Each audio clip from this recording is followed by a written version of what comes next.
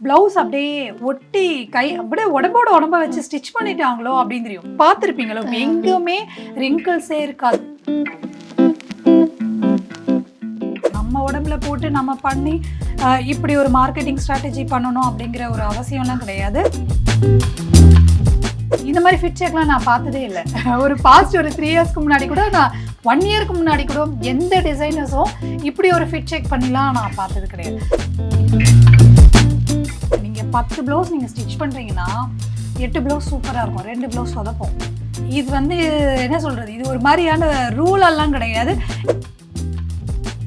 முகம் தெரியாத அத்தனை டிசைனர்ஸ் இந்த இன்னமும் லீடிங் பொட்டிக்ஸ் நடத்திட்டு வராங்க. நீங்கள் இன்ஸ்டாகிராம் எடுத்தீங்கன்னா தெரியும் யார் ஓனர், யார் இதோட டிசைனர், யார் ஃபவுண்டர்னே தெரியாமல் லீடிங் பொட்டிக்ஸ் வந்து இன்னமும் சக்கப்போடு போடுது. நீங்கள் வந்து கண்ணாடி முன்னாடி நின்று உங்கள் பாடி அனலைஸ் பண்ணுங்க. இது நாங்கள் வந்து மேம் நான் என்ன ட்ரெஸ் போடுறதுன்னு எனக்கு தெரியலன்னு நான் ஷார்ட்டாக இருக்கேன், நான் ஹைட்டாக இருக்கேன், நான் வந்து சப்பியாக இருக்கேன், என்னோட லெக்ஸ் வந்து லாங்காக இருக்குது, நான் என்ன மாதிரி ட்ரெஸ் போடுறதுன்னு தெரியல, இப்படியெல்லாம் கேட்பாங்க. உங்களது ஹார் கிளாஸ் பாடியா, அவங்களது ஆப்பிள் ஷேப்பா, அவங்களது இது என்னது ஸ்பியர் ஷேப்பா, அந்த மாதிரி ஒன்று ஒன்றா நம்ம இதை அனலைஸ் பண்ண ஆரம்பிச்சிட்டோம். நான் எப்போவுமே கொடுக்குற சிம்பிள் டிப்ஸ் என்னன்னா, நீங்கள் ஒரு ட்ரெஸ்ஸை ட்ரை பண்ணுறீங்கன்னா இப்போ அதை வச்சு நம்ம ஸ்லீவ்லெஸ்ஸே போடக்கூடாது, பைசெப்ஸ் தெரியும், ஹிப் தெரியும், ரொம்ப தை பெருசாக தெரியும், அப்படிலாம் நம்ம அனலைஸ் பண்ணுறோம்.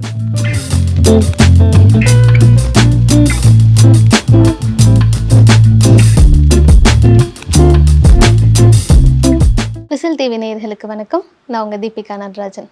இன்றைக்கி நம்ம எங்கே வந்திருக்கோம்னா, தமிழகத்தின் முதல் பொட்டிக் டிசைனரான சிந்து அவர்களை சந்திக்க வந்திருக்கோம். உடை சார்ந்த நிறைய விஷயங்களை பற்றி இன்றைக்கி நம்ம அவங்களோட பேச போகிறோம்.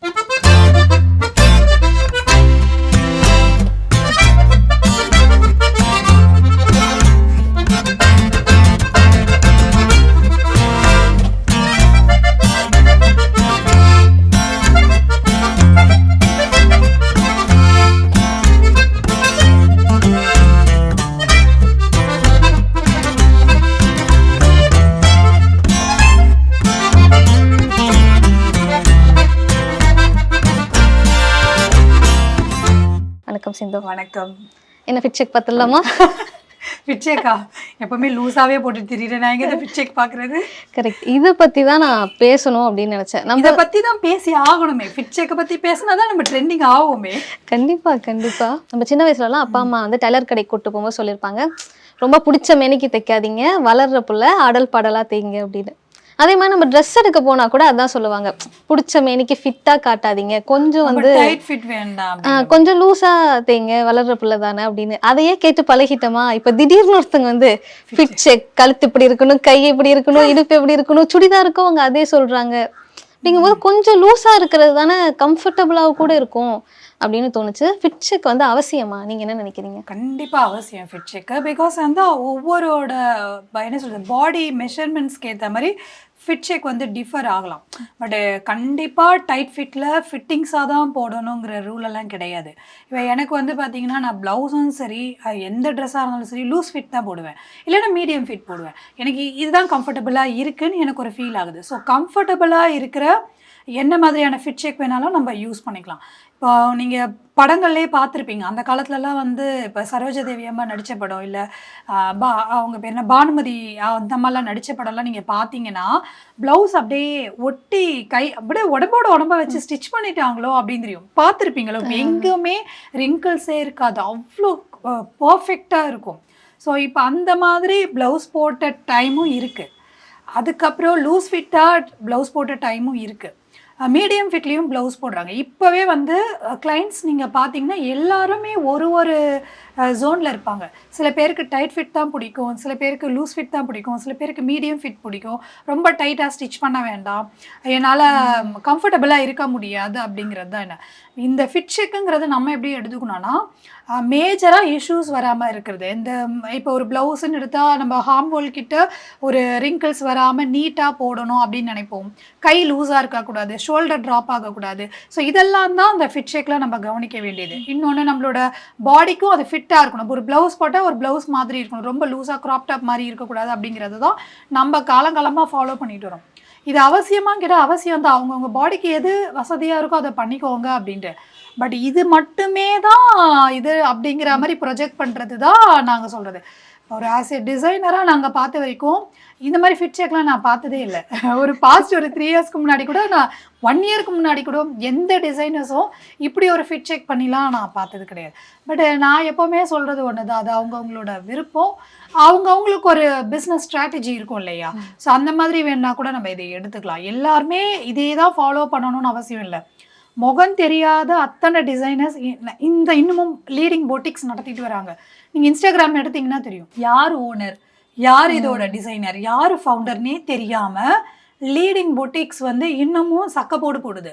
விஷயம் என்னன்னா, உங்களோட ஒர்க்கு சூப்பராக இருந்தால் உங்களை தேடி வருவாங்க, கிளைண்ட்ஸ் வருவாங்க, நல்லா இருக்குது. ஏன்னா நமக்கு கிளைண்ட்ஸோட ஃபீட்பேக் தான் அவசியம். நம்ம உடம்புல போட்டு நம்ம பண்ணி இப்படி ஒரு மார்க்கெட்டிங் ஸ்ட்ராட்டஜி பண்ணணும் அப்படிங்கிற ஒரு அவசியம்லாம் கிடையாது. அதுக்கு தான் மேனிக்யூன்ஸ் கொடுத்துருக்காங்க. மேனிக்யூன்ஸில் போட்டே நம்ம ஒரு ஃபிட் செக் பண்ணலாம்.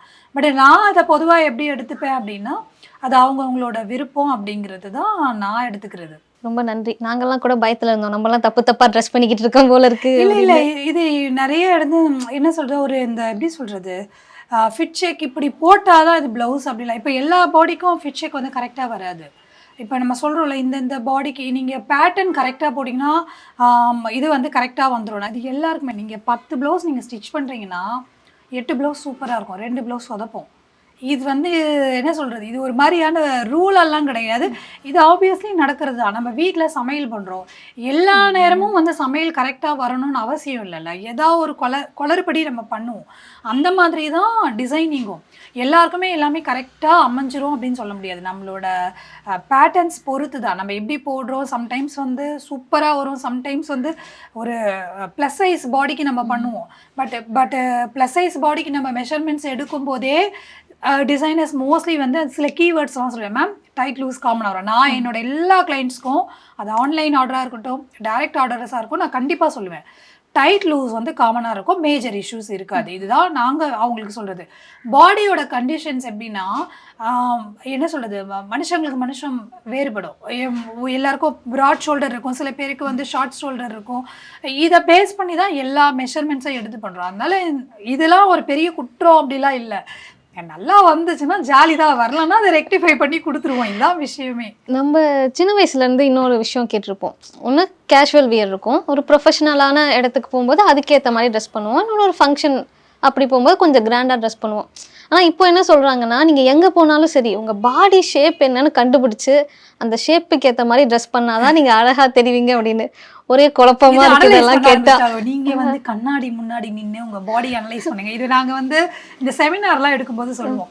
நிறைய பேர் வந்து ஸ்டைலிங் டிப்ஸ் கேட்பாங்க இல்லையா, மேம் நான் என்ன ட்ரெஸ் போடுறதுன்னு எனக்கு தெரியலன்னுவாங்க. நான் ஷார்ட்டாக இருக்கேன், நான் ஹைட்டாக இருக்கேன், நான் வந்து சப்பியாக இருக்கேன், என்னோட லெக்ஸ் வந்து லாங்காக இருக்குது, நான் என்ன மாதிரி ட்ரெஸ் போடுறதுன்னு தெரியல, இப்படியெல்லாம் கேட்பாங்க. இந்த பாஸ்ட் ஒரு 3 இயர்ஸ் இல்லை 2 இயர்ஸ் இருக்கும்னு நினைக்கிறேன். ஓவராக அந்த ஃபேஷனோட மோகம் நிறைய ஆனதுலேருந்து, அதாவது இந்த கொரோனாக்கு அப்புறம்னு வச்சுக்கலாம், வீட்டிலலாம் சும்மா இருந்து நோண்டி இப்போ என்ன ஆயிடுச்சு, உங்களது ஹார் கிளாஸ் பாடியா, உங்களது ஆப்பிள் ஷேப்பா, உங்களது இது என்னது ஸ்பியர் ஷேப்பா, அந்த மாதிரி ஒன்றா நம்ம இதை அனலைஸ் பண்ண ஆரம்பிச்சிட்டோம். நான் எப்போவுமே கொடுக்குற சிம்பிள் டிப்ஸ் என்னென்னா, நீங்கள் ஒரு ட்ரெஸ்ஸை ட்ரை பண்ணுறீங்கன்னா, இப்போ எல்லாருக்குமே எல்லாரோட பாடி என்னோட இது வந்து ஆப்பிள் ஷேப்பில் இருக்குது, இது ரெக்டாங்கிள் ஷேப்பில் இருக்குன்றது டக்குன்னு கண்டுபிடிக்க முடியாது. இவன் என் பாடி என்ன ஷேப்பில் இருக்குன்னு எனக்கே தெரியாது அப்படிங்கிற மாதிரியே இருக்கும். நம்ம இதுக்குள்ளேயே தான் சுற்றிக்கிட்டே இருக்கும். பட் சம்டைம்ஸ் நான் என்ன டிப்ஸ் ஃபாலோ பண்ணுவேன், நான் ஃபஸ்ட்டு போட்டு பார்ப்பேன், வேர் பண்ணுவேன். ஃபஸ்ட்டு நான் பண்ணுற டிப்ஸ் வந்து அதில் கவனிக்க வேண்டிய விஷயம் என்னென்னா, கம்ஃபர்டபுளாக இருக்கா, எனக்கு எங்கேயுமே டைட்டாக இந்த குத்துதா, இல்லை ஒரு மாதிரி வேர்க்கிற மாதிரி இருக்கா, இப்படிலாம் யோசிப்பேன். பாடி வந்து எனக்கு வந்து ரொம்ப எக்ஸ்போஸாக தெரியுதா, ரொம்ப லூஸ் ஃபிட்டாக இருக்கா, டைட் ஃபிட்டாக இருக்கா, அந்த ஒரு இது நான் கண்டிப்பாக பார்ப்பேன்.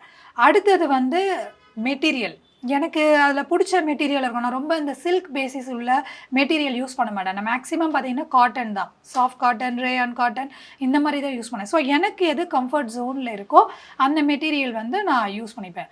யூஸ்வலாக புதுசாக ஒன்று ட்ரை பண்ணும்போது பாடி அனலைஸ் பண்ண சொல்லுவோம். நீங்கள் கண்ணாடி முன்னாடி நின்று உங்களோட பாடி ஷேப் எப்படி இருக்குன்னு பாருங்கள். ஸோ உங்களுக்கு எந்த பகுதி பெருசாக இருக்குன்னு பாருங்கள். சில பேருக்கு பைசெப்ஸ் பெருசாக இருக்கும். ஸோ பைசெப்ஸ் பெருசாக இருக்குது, அப்போ நம்ம ஒரு காஸ்டியூம் போடும்போது பைசெப்ஸ் பெருசாக தெரியுதுன்னா அதை கவர் பண்ணுற மாதிரி ட்ரெஸ் வேர் பண்ணுங்கள். இப்படி தான் டிப்ஸ் போகுமே தவிர, இப்போ நம்ம ஆர் கிளாஸ் ஷேப்பில் இருக்கோன்னா நீங்கள் நிறைய பேர் ரொம்ப ஸ்டவுட்டாக இருப்பாங்க, இல்லை ஃபேட்டியாக தெரிவாங்க, பட் ஷார்ட் ஸ்லீவ்லெஸ்லாம் போடுவாங்க. நீங்கள் நிறைய இன்ஸ்டாகிராம்லேயே பார்த்துருப்பீங்க, நிறைய மாடல் இந்த ப்ளஸ் சைஸ் மாடல் இப்போ வரவங்கலாம் அப்படி இருக்காங்க. ஸோ அவங்களுக்கு ட்ரெஸ் அழகாக தான் இருக்கும். இப்போ அதை வச்சு நம்ம ஸ்லீவ்லெஸ்ஸே போடக்கூடாது, பைசெப்ஸ் தெரியும், ஹிப் தெரியும், ரொம்ப தை பெருசாக தெரியும் அப்படிலாம் நம்ம அனலைஸ் பண்ண முடியாது. கம்ஃபர்டபுளாக ஸ்டைலிஷாக நம்ம எந்த ட்ரெஸ் போட்டாலும் நல்லாயிருக்கும். ஃபஸ்ட்டு நீங்கள் இதை எப்படி கேரி பண்ணுறீங்கிறது தான். நீங்கள் என்ன சொல்ற, ரொம்ப 0 சைஸில் இருக்கிறவங்க ஒரு saree கட்டிட்டு பத்தக்கான்னு நடந்துக்கிட்டு போனோன்னா அந்த ட்ரெஸ்ஸே ஸ்பாயில் பண்ணிடும். So how to carry your costume அப்படிங்கிற ஒரு இது இருக்கு இல்லையா? ஸோ அதை நம்ம எப்படி அந்த ஆட்டிடியூட் அதில் எப்படி வருது அப்படிங்கிறது தான். நிறைய ஆர்டிஸ்ட் எல்லாம் கூட பார்த்துருப்பீங்க, saree கட்டும்போது கொஞ்சம் நளினமாக நடப்பாங்க, ரொம்ப இதுவாக இருப்பாங்க. இதுவே வந்து ஒரு டிசைனர் வேர் சாரியோ இல்லை பார்ட்டி வேர் சாரியோ கட்டும்போது ரொம்ப ஸ்டைலிஷாக, ஒரு மாதிரி பாஸியாக, ரொம்ப இதுவாக நடப்பாங்க. பார்க்கவே நமக்கு அப்பா அப்படி இருக்கும்ல, அந்த மாதிரியே நடக்கிறது. saree வந்து உங்களுக்கு இதை வந்து டிஃப்ரென்ஷியேட் பண்ணி காட்டும். ஸோ இதே தான் மற்ற காஸ்டியூம்ஸில் நீங்கள் எப்படி கேரி பண்ணுறீங்க, நீங்கள் அதை உங்களோட ஆட்டிடியூட் அதில் எப்படி இருக்குது, அதை வச்சு தான் அந்த ட்ரெஸ் உங்களுக்கு நல்லா இருக்கா நல்லா இல்லையாங்கிறதே டிசைட் பண்ணுறது. ஆக நான் அவ்வளோ கான்ஷியஸாக இருக்க தேவையில்ல. அப்போ ஒரு ட்ரெஸ்ஸை எனக்கு கம்ஃபர்டபுளாக இருக்கா, எனக்கு ஓகேயா இருக்காங்கிறது அவ்வளோதான். எல்லாருமே அதுதான். நீங்கள் இப்போ ஒரு ட்ரெஸ் போடுறீங்க, உங்களுக்கு இது நீங்கள் எவ்வளோ நேரம் வேர் பண்ண முடியும்? இப்போ நீங்கள் ஒரு வெயிட்டடாக வந்து ஒரு 5 லேயர்ஸ் உள்ள லெஹங்காவை நாள் முழுக்க நம்மளால் போட முடியுமா? அந்த அக்கேஷனுக்கு தான் போட முடியும். அப்போ வந்து எனக்கு லெஹங்கா ரொம்ப பிடிக்கும், நான் நாள் ஃபுல்லாக இதே போட்டுட்டு போக முடியுன்றதுலாம் இல்லை. நீங்கள் ஆஃபீஸ் கோயர்ஸாக இருக்கீங்களா, இல்லை வீட்டில் இருக்கீங்களா, ஒரு ஹவுஸ் ஒய்ஃபாக இருக்கீங்களா அப்படின்னா உங்களுக்கு அந்த டைம் என்ன ட்ரெஸ் கம்ஃபர்டபுளாக இருக்கோ அதை நீங்கள் போட்டுக்கலாம். இதே தான் பார்ட்டி வேர்ஸு, வெட்டிங்ஸு எல்லாம் சொல்லுவோம். நீங்கள் ஒரு 4 மணி நேரம் அதில் உட்காருவீங்க. பிரைடாக இருந்தால் இன்னும் கான்ஷியஸாக சொல்லுவோம், மேம் நீங்கள் ஒரு 4 ஹவர்ஸ் அதில் உட்காந்து உங்களுக்கு அந்த ரிச்சுவல்ஸ் இருக்கும், நிறைய அந்த சம்பிரதாயம்லாம் இருக்கும், அதெல்லாம் நீங்கள் ஃபாலோ பண்ண வேண்டியது இருக்கும். நிறைய இடத்துல வந்து ஏசி கூட ஆஃப் பண்ணிடுவாங்க, பிகாஸ் வந்து அந்த ஓமம்லாம் பண்ணும்போது நிறைய இடத்துல அதை இது பண்ணிடுறாங்க. ஸோ வேர்க்கும் போது உங்களுக்கு ட்ரெஸ் வந்து டைட்டாக இருக்கக்கூடாது. ஏன்னா நிறைய பேரோட காலில் விழுந்து ஆசீர்வாதம் வாங்குவோம். அப்போ ப்ளவுஸ் வந்து ரொம்ப டைட் ஆகிடுச்சுன்னா அவங்களால கம்ஃபர்டபுளாகவே இருக்க முடியாது. ஸோ அதனால் எப்போவுமே சொல்கிறது வந்து ஒரு 1/2 இன்ச் லைட்டாக இல்லைன்னா ஒரு 1/4 இன்ச் லூஸ்லேயே நீங்கள் ரெடி பண்ணிக்கோங்க. நேரம் எடுக்க வேர்க்கும் போது கொஞ்சம் டைட் ஃபிட் வரும். நான் அந்த இதெல்லாம் சொல்லி தான் அனுப்புவேன். மோஸ்ட்லி இந்த ஹேண்டில் டு கேரில் இதெல்லாம் இருக்குது. அது அவசியம்லாம் இல்லை, நீங்கள் இப்படி தான் போடணும் இல்லை. உங்களுக்கு கம்ஃபர்டபுளாக இருந்தால் டைட்டாக போடுங்க, கம்ஃபர்டபுள் இல்லையா லூஸாக போடுங்க. இதுதான் நாங்கள் சொல்கிற டிப்ஸே.